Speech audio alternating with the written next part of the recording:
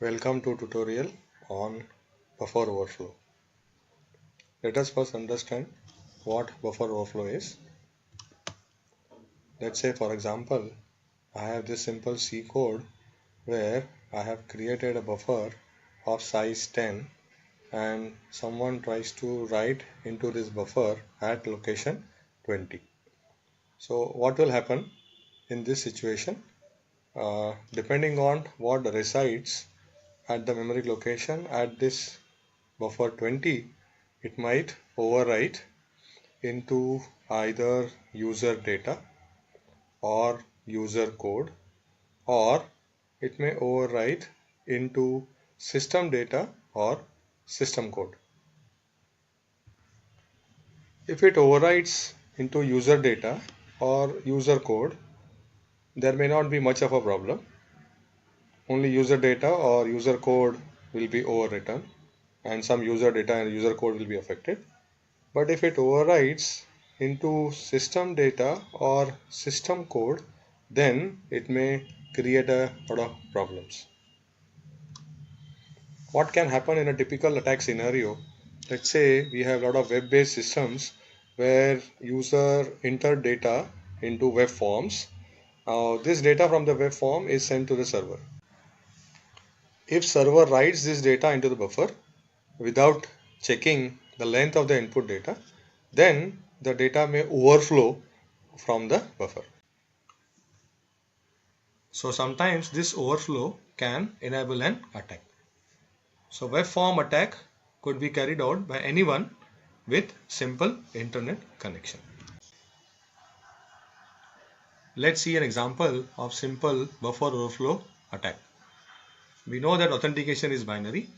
So there is a Boolean flag which actually is used to indicate whether user is authenticated or not. So let's say there is a Boolean flag into the system memory. If attacker is able to overwrite this Boolean flag with the help of buffer overflow, and he overwrites this with let's say true, then the authentication can be actually bypassed. So here is a sample C program with buffer overflow problem, which I would like all the students to actually try out in the lab. Now here what we have done is created two character pointers. One is PTR, the other is DPTR, which I'll refer it as danger pointer. So what is happening is we are creating and allocating 10 characters to PTR and 10 characters to danger pointer.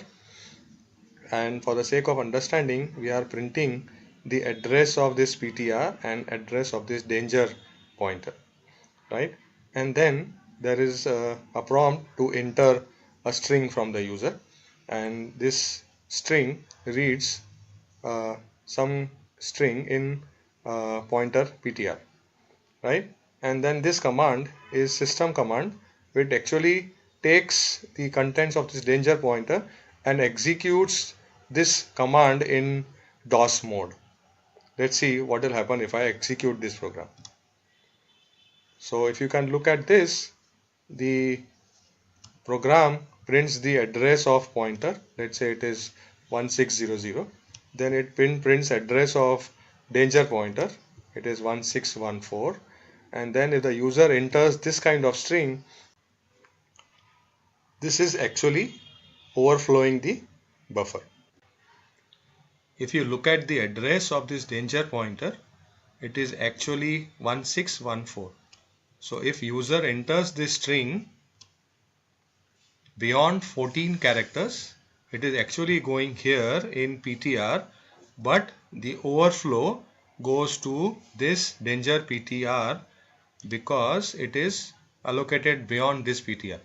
So what will happen? This dir will actually go into this danger PTR.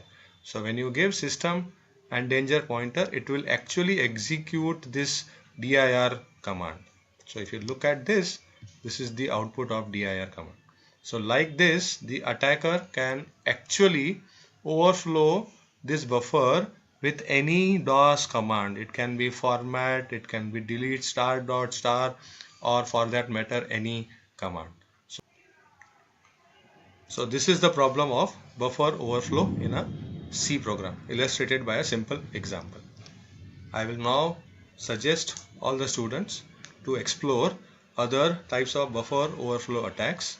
There is one attack called as snack smashing and its prevention, and buffer overflow in web-based systems. I'll suggest students to explore these kinds of attacks and also understand various preventive measures for buffer overflow attacks. Thank you very much.